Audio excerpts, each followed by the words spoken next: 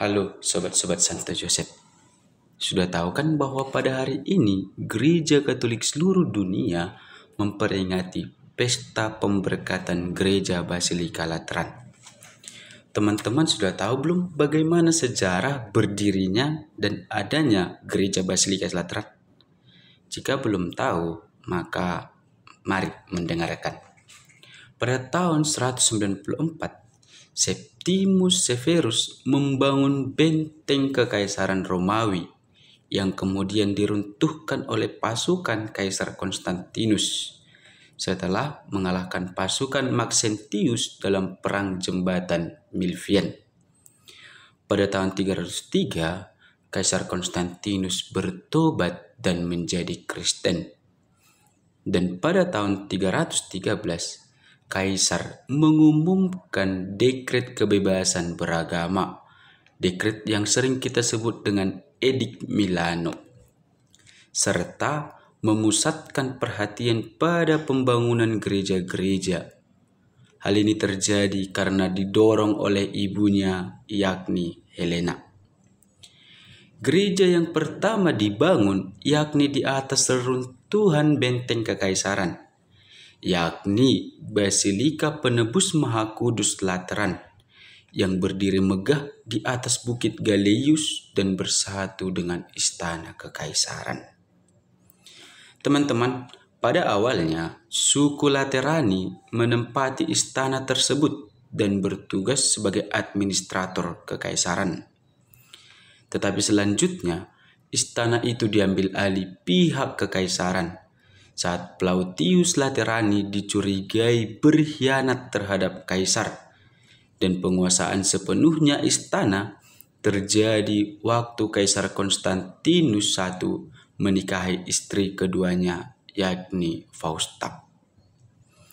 Kemudian istana yang bernama Domus Fausta atau Rumah Fausta itu dihibahkan kepada uskup Roma. Pada saat itu Paus Miltiades.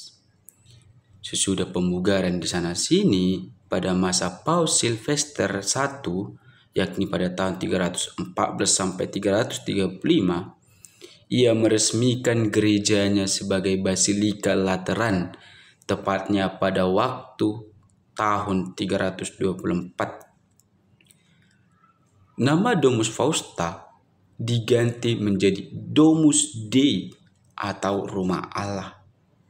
Nah, Basilika Lateran menjadi gereja katedral untuk uskup Roma yang menjabat sebagai paus. Oleh karena itu, basilika ini pun disebut sebagai induk semua gereja, baik di Roma maupun di seluruh dunia. Basilika pertama ini menjadi simbol persatuan Allah dengan umatnya dan simbol persatuan gereja Katolik di seluruh dunia. Maka peristiwa pemberkatan Basilika Lateran diperingati dan dirayakan pestanya setiap tahun oleh setiap gereja Katolik di dunia, tepatnya pada tanggal 9 November. Tujuannya untuk mempererat rasa kesatuan antar semua umat Katolik sedunia, khususnya kesatuan dengan uskup Roma yang menjabat sebagai paus. Juga pemersatu umat gereja Katolik sedunia.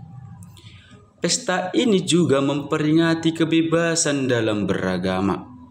Karena setelah 3 abad lebih, umat Kristiani di gereja barat menjalani tekanan dan penganiayaan dari kaisar-kaisar kafir. Pada tahun 324 itu boleh dan bebas beribadat secara terbuka. Teman-teman, sesungguhnya bangunan basilika yang diresmikan pada tahun 324 sempat hancur dan kemudian diperbaiki lagi oleh Paus Innocentius ke-10, yakni pada tahun 1646.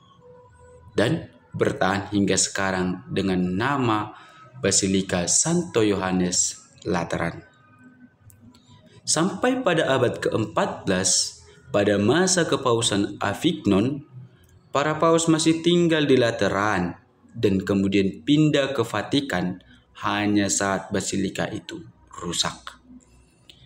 Pada awalnya, pesta pemberkatan Basilika Lateran ini hanya dirayakan dan dipestakan di Roma. Namun, lama-kelamaan di seluruh gereja Katolik sedunia, setiap tanggal 9 November, gereja Basilika Lateran juga dipestakan.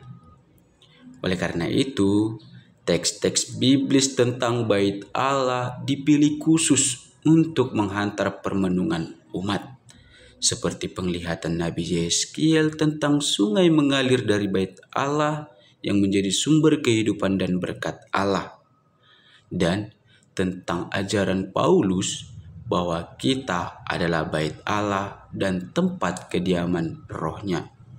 Dapat kita lihat dalam 1 Korintus 3 ayat 9 sampai 11, dilanjutkan ayat 16 sampai 17. Sampai saat ini teman-teman sudah tahu bagaimana sejarah adanya Basilika Lateran.